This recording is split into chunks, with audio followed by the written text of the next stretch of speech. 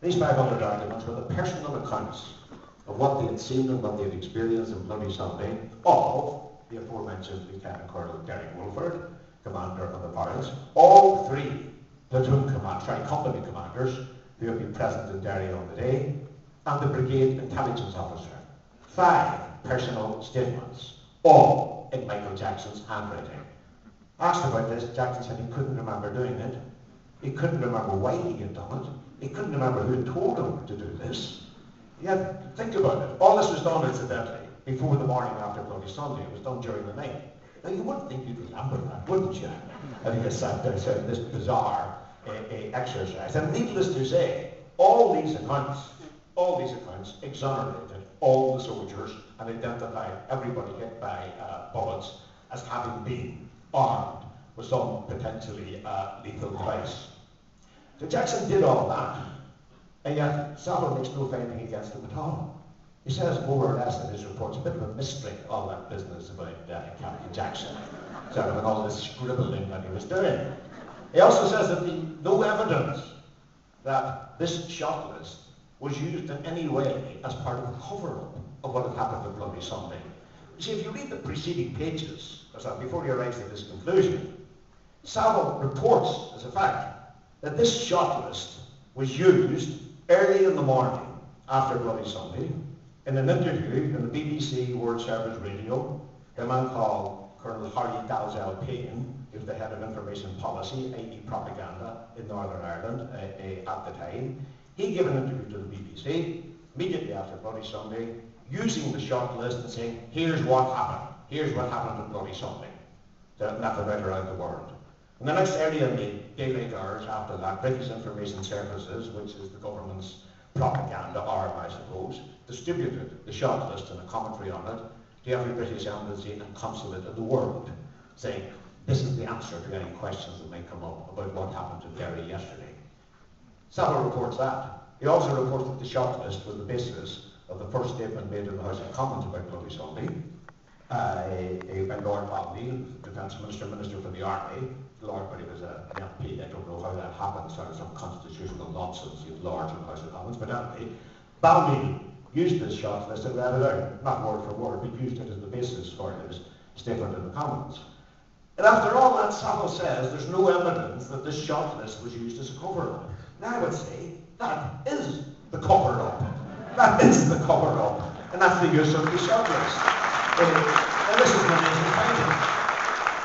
You see, the point about it is that Michael Jackson, another odd thing too about the responsibility for Bloody Sunday, who's blamed for it, is the battalion commander, Wilford. He's just trashed and ruined in the report. Undisciplined, disobeyed orders, had no control over them, blah, blah, blah. Immediately under him, there's Captain Michael Jackson. He gets no responsibility at all, no blame at all. Then under Jackson, there's the Squaddish who did the actual shooting, and they're all blamed. But in the middle, in between them, there's Michael Jackson, the man who wrote all these things out. And Saville hasn't a bad word to say about him. Now, the significance of Jackson is this, is that Jackson, you see, didn't suffer in his career the way Wilford did, as a result of, Wilford never rose above. He was in his 20s, and Bloody Sunday. He never made any higher grade than Lieutenant Colonel. That's new, sort of what had happened, that Wilford had already been selected as the scapegoat many, many years ago. You have Colonel Michael Jackson, who was only second in command of a brigade at the time, subsequently rose rapidly in the ranks. Michael Jackson, in 2003, the year he gave evidence down in Central Hall, finally made it to the very top. He became the Chief of the General Staff. He became Britain's top soldier. Now, if Saville had found that Britain's top soldier was up to his neck in Bloody Sunday, up to his neck in the lying and the cover-up about Bloody Sunday, could David Cameron have said, this report does not reflect badly on the British Army as a whole? He couldn't have said that. In other words,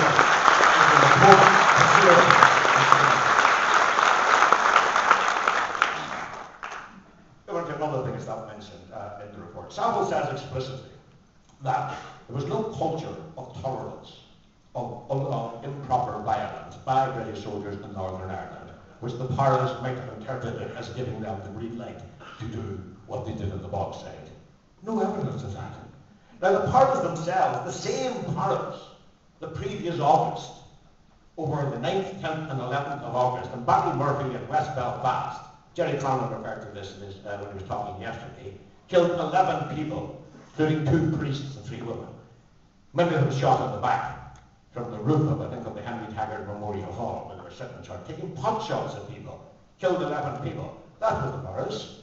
The newspapers in Northern Ireland, particularly the nationalist newspapers, were filled day after day with people complaining about being badly treated, being roughed up, people being shot and killed by British soldiers.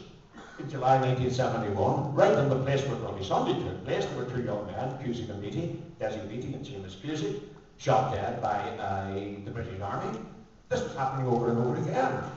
It was right now, and Saville says there's no evidence of a culture of tolerance, of violence, which might have led the Paris to believe that they get away with what they did in Derry. Of course they believed they would get away with it, not only from their general experience around the world, as the frontline assassins for the British elite, not only because of that, because they had just gotten away with it in Ballymurphy a couple of months earlier. That would have been in their minds, of course. And of course what happened in Derry then, and the fact that they appeared to have gotten away with it in Derry, justified them going on and wreaking further violence and further murder of people in Northern Ireland. In September 1972, the same soldiers, not just the same battalion and the same company and the same platoon, the same soldiers, one of them Soldier F, the other Soldier 027, those 2 soldiers murdered 2 men on the Shankill Road in Belfast in the first week of September 1972. And if you read the inquest papers of those 2 men, Richie McKinney and Robert Johnson. Robert Johnson was had come out of a bar called the Wee House in Manor Street in the Shankill Road, which is some of you know is the heartland of loyalist Belfast.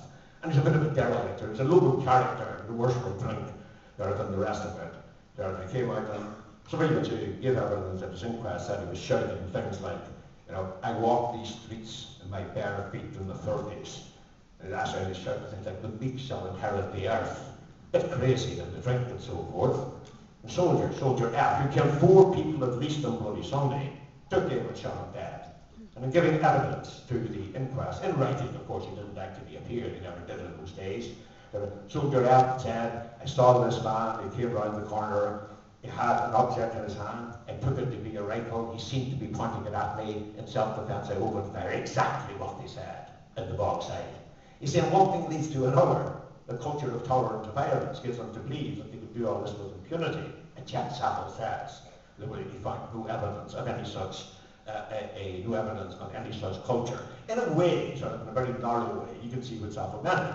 Because Saville had decided in early stage in his hearings that he wasn't going to consider what had happened in Ballymurphy, he wasn't going to consider other incidents, and the very reasonable grounds that if he did start to consider that, he'd have to investigate those incidents with the same detail as he was investigating Bloody Sunday itself, because this is not practical, and maybe it wasn't. But having decided not to collect that evidence, what sense did it make to say in the body of his report that there was no evidence? The most he was entitled to say, and this would have been stretching it, the most he was entitled to say is that there might have been evidence and there might not have been evidence, but since he, for practical reasons, didn't seek the evidence, he couldn't make any finding about that culture at all. Yet he said there's no culture of the toleration of violence. Had he found that there was, could David Cameron have made that speech? Could he have said that there's no responsibility of the British Army as a corporate entity for what had happened to Bloody Sunday and the British political establishment? Really, but he didn't have to shoulder any portion of the blame at all. You see, and the report, Saville's report, was brilliant for the Bloody Sunday families. Absolutely brilliant. Found that all their people were innocent. And that's the main thing, of course, from the point of view of the families and the point of view of Derry and all the rest. Brilliant report for the Bloody Sunday families. Not a bad report for the British Army either.